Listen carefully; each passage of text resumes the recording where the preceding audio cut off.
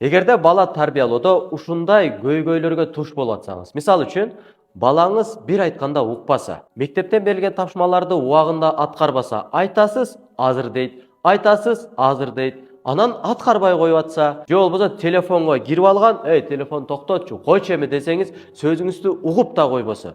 Кээде балаңыз сизге короңдосо, үнүн бийик чыгарып, балким кайша айтса, Кудай сактасын.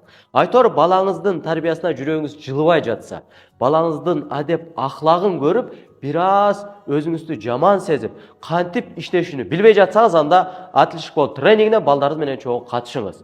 Анткени Атлышко тренингинде ата-энелер үчүн балдарды ар тараптан туура өнүктүрүүгө багытталган. Балдарыңызды адепке, ахлакка, ыйманга туура үйрөтүүгө багытталган 15 күндүк сабакты белекке аласыз.